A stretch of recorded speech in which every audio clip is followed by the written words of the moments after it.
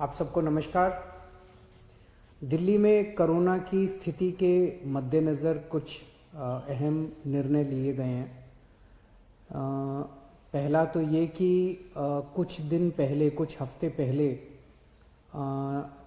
दिल्ली में कोरोना की स्थिति में जब सुधार हुआ था तो दिल्ली सरकार ने केंद्र सरकार के निर्देशों को मद्देनज़र रखते हुए और जो केंद्र सरकार की गाइडलाइंस थी उसके मुताबिक दिल्ली में शादियों में 50 से बढ़ा के 200 तक की संख्या अलाउ की थी कि 200 तक लोगों के शामिल होना अलाउ किया गया था।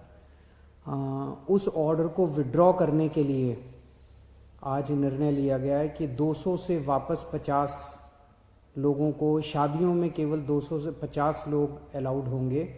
और ये निर्णय मैंने एलजी साहब की अप्रूवल के लिए अभी सुबह सुबह भेजा है।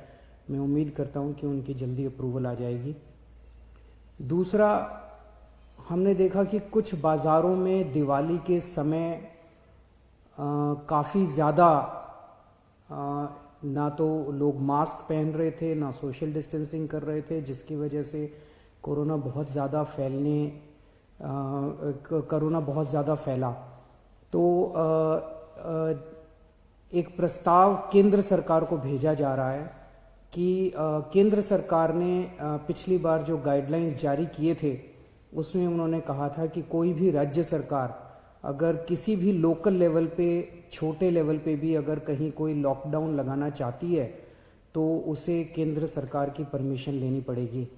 तो एक जनरल प्रस्ताव केंद्र सरकार की अप्रूवल के लिए भेजा जा रहा है कि अगर कहीं पे, अब दिवाली ख़त्म हो गई है, हम उम्मीद करते हैं कि बाज़ारों के अंदर जो इतनी ज़्यादा भीड़ थी वो भीड़ कम हो जाएगी और हमें ज़रूरत नहीं पड़ेगी।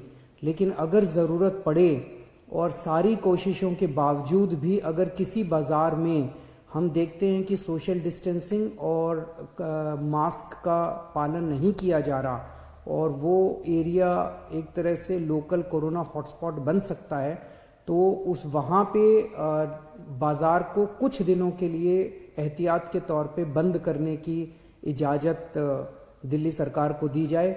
ऐसा प्रस्ताव अभी केंद्र सरकार को भेजा जा रहा है। इसके लिए भी मैंने एलजी साहब की परमिशन के लिए अभी लिख दिया है। हम सब लोग, आप देख रहे हैं कि किस तरह से सारी सरकारें मिलके कोरोना की स्थिति को काबू करने की कोशिश कर रही हैं। केंद्र सरकार का मैं ख़ास तौर से शुक्रिया अदा करता हूं कि इस कठिन परिस्थिति में केंद्र सरकार ने दिल्ली वालों की मदद की है। और सबसे बड़ी मदद है कि जो उन्होंने 750 आईसीयू बेड्स और जल्द से जल्द बढ़ाने का उन्होंने आश्वासन दिया है। इससे सबसे ज़्यादा हमें लाभ होगा, क्योंकि इस वक्त बाकी सारी, मैं एसेस कर रहा था, बाकी सारी बेड्स अभी हैं, सफिशेंट हैं। कुछ अस्पतालों में, जो सबसे बड़े बड़े प्राइवेट अस्पताल हैं, उन अस्पतालों को छोड़ दे तो अन्य कई सारे सरकारी अस्पतालों में भी हैं और कई सारे प्राइवेट अस्पतालों में भी बेड्स की स्थिति ठीक ठाक है। लेकिन आईसीयू बेड्स कम होते जा रहे थे, आईसीयू बेड्स की संख्या लगातार कम होती जा रही थी। और मैं इसके लिए केंद्र सरकार ने आगे बढ़ के मैंने एक हफ्ते पहले चिट्ठी भी लिखी थी केंद्र सरकार को कि हमें तुरंत आईसीयू बेड्स चाहिए, और केंद्र सरकार ने इसको सकारात्मक तौर पे हमारे को वो किया। इसके लिए मैं पर्टिकुलरली शुक्रिया अदा करता हूँ।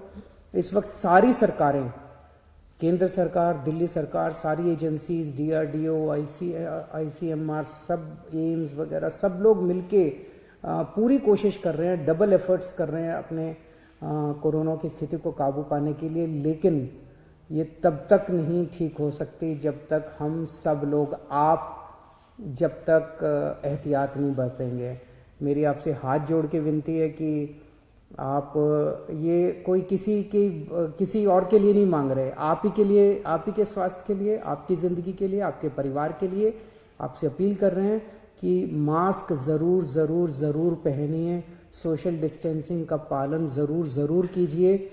कई लोगों को लगता है मुझे तो नहीं होगा, पड़ोसी को हुआ मुझे नहीं होगा। ये किसी को नहीं देखता कोरोना, ना गरीब को देखता, ना अमीर को देखता, ना इसको देखता, ना उसको देखता। किसी को भी कभी भी हो सकता है, और अगर बिगड़ जाए तो खतरनाक हो सकता है। तो फिर से मैं हाथ जोड़ के सबसे अपील करता हूं कि आप please please please social distancing की का पालन कीजिए और मास्क ज़रूर से पहनिए। नमस्कार।